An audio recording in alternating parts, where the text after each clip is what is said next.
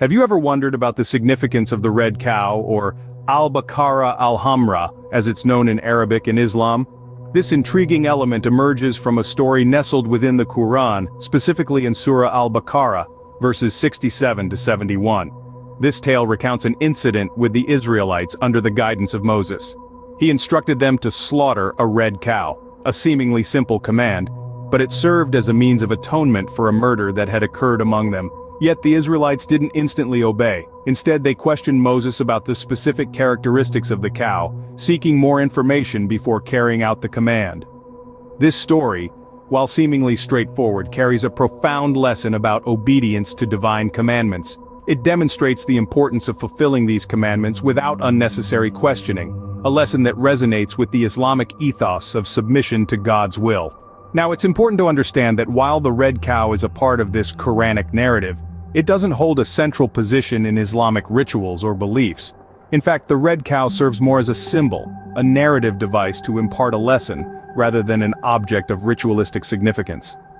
The Islamic tradition often incorporates stories and figures from Jewish and Christian traditions, providing its own interpretation and context for these narratives. The story of the red cow is one such example. While it is mentioned in the Quran, its significance and interpretation within Islam differ from its interpretation within Judaism. So, while the red cow plays a role in a Quranic story, its significance within Islam is more about the moral lessons that can be gleaned from the story rather than the cow itself. Now let's turn our attention to the role of the red cow, or red heifer, in Judaism. You might be surprised to learn that it plays a much more prominent role in Jewish tradition than in Islam. In Jewish tradition, the red heifer is not just a symbol or a lesson in obedience to divine commandments. Instead, it is an essential element of a significant religious ritual, directly linked to the idea of ritual purity and the rebuilding of the temple in Jerusalem. The ritual of the red heifer is described in the Book of Numbers in the Torah. According to these texts, the ashes of a red heifer that has been ritually slaughtered and burned are used in the purification process. These ashes are mixed with water to create a solution that is used in the ritual purification of those who have become ritually impure due to contact with a dead body. But not just any red heifer will do. According to Jewish law, the red heifer must meet a set of very specific criteria to be considered ritually pure and suitable for this sacrifice. It must be completely red, with no more than 2 hairs of another color. It must also be free from any physical defects or blemishes, and it must never have been used for any labor. The red heifer is so important that the search for a suitable specimen is a matter of serious religious endeavor. There have been several instances in the past where a cow was believed to meet the criteria, only to be disqualified later due to the discovery of a few non-red hairs, or a previously unnoticed blemish. The ritual of the red heifer is so significant that it is believed to be a prerequisite for the rebuilding of the temple in Jerusalem.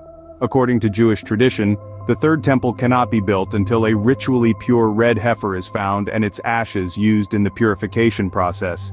In contrast to Islam, where the red cow is a part of a moral lesson, in Judaism, the red heifer is a significant element in religious ritual and law. Having explored the role of the red cow in both Islam and Judaism, we can see some stark differences. The red cow, or al-Baqarah al-Hamra as it's known in Arabic, holds distinct positions in these two religions.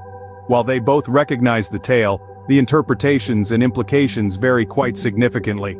In Islam, the story of the red cow, as mentioned in the Quran, serves as a moral lesson about obedience and the importance of fulfilling divine commandments without unnecessary questioning.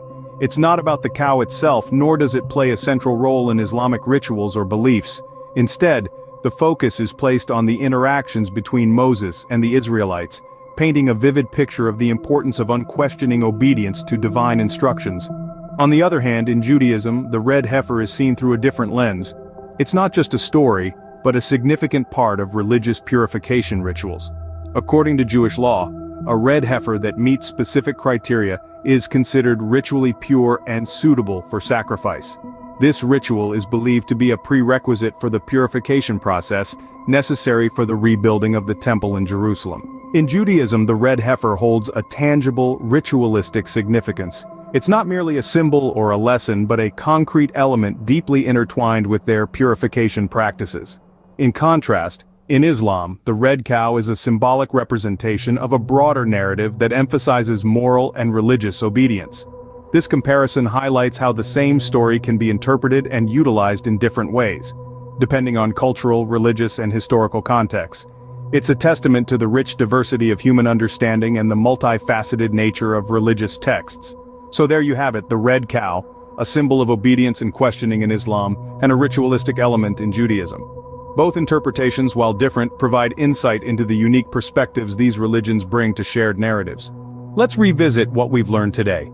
We delved into the concept of the red cow, or al-Baqarah al-Hamra, in Islam, a narrative that underscores the importance of obedience and the fulfillment of divine commandments without unnecessary questioning. This story found in Surah al-Baqarah is not a central element in Islamic rituals or beliefs, but serves as a moral lesson. Contrastingly, in Judaism, the red cow, or red heifer, holds ritualistic significance, a key element in the purification process for the rebuilding of the temple in Jerusalem. The cow must meet specific criteria to be deemed ritually pure and suitable for sacrifice. We've seen how the same symbol, the red cow, can be interpreted differently in these two religions. This highlights the unique perspectives and interpretations that different faiths can bring to similar narratives. Whether as a moral lesson in Islam, or a ritualistic element in Judaism, the red cow serves as a fascinating example of how the same symbol can have different meanings across religions. Thank you for joining us today, and we look forward to exploring more intriguing topics with you soon.